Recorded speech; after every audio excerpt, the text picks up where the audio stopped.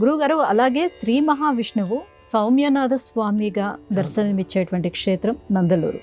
ఈ క్షేత్ర వైశిష్ట్యం ఏంటో తెలియజేస్తారు. ఎందువల్ల అంటే నందలూరు అనేటువంటిది శ్రీ సౌమ్యనాథ స్వామి వారి యొక్క దివ్యమైనటువంటి క్షేత్ర రాజం.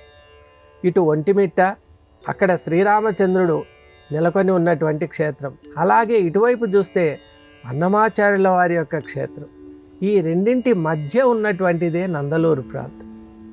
అన్నమాచార్యుల వారు వెలుగొందినటువంటి క్షేత్రానికి ఒంటిమిట్టకు మధ్య ఉన్నటువంటిదే ఈ యొక్క శ్రీక్షేత్రం నందలూరు. కాబట్టి బాహుదా నది ప్రవహించేటువంటి ఈ దివ్యమైన స్థానంలో సాక్షాత్తు నారద మహర్షి చేత ప్రతిష్ఠింపబడినటువంటి ఆ వెంకటేశ్వర స్వామి వారు వైభవం అనేటువంటిది వర్ణింపనలవి కాదు. దివ్య తేజస్సుతో మనం ఒక్కసారి దర్శనం చేసుకుంటే మళ్ళా రావాలి అనేటువంటి ఒక ఆకాంక్ష కలిగేటువంటి ఆ దివ్య మోహనమైనటువంటి ఆ స్వామివారి వదనం అలా అద్భుతంగా ఉంటుంది. మరీ ముఖ్యంగా అక్కడ స్వామివారి కైంకర్యానికి, స్వామివారి సేవలకు ఉపయోగించేటువంటి అక్కడ ఉన్నటువంటి అవన్నీ చాలా ఆ శేషుని యొక్క ఇది కానివ్వండి, అలాగే అక్కడ ఉన్నటువంటి వివిధ వాహనాలు ఏవైతే ఉంటాయో అవన్నీ కూడా చాలా అత్యద్భుతంగా ఉంటాయి.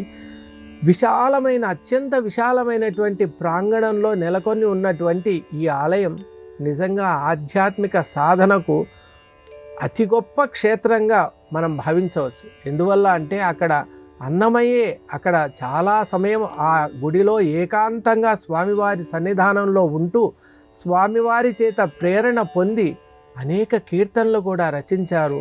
వెంకటేశ్వర స్వామివారి యందు అనితర సాధ్యమైన భక్తి కలగటానికి శ్రీక్షేత్రమైన నందలూరు సౌమ్యనాథ స్వామివారి క్షేత్రమే మూల కారణమని మనకు తెలుస్తోంది.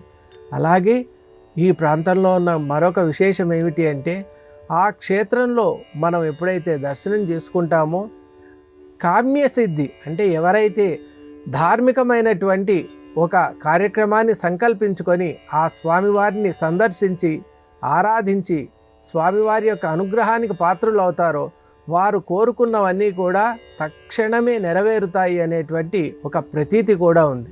కాబట్టి దివ్యక్షేత్రమైన నందలూరు శ్రీ సౌమ్యనాథ స్వామి వారి యొక్క దర్శనం అనేటువంటిది ప్రతి ఒక్కరికి చాలా ముఖ్యం.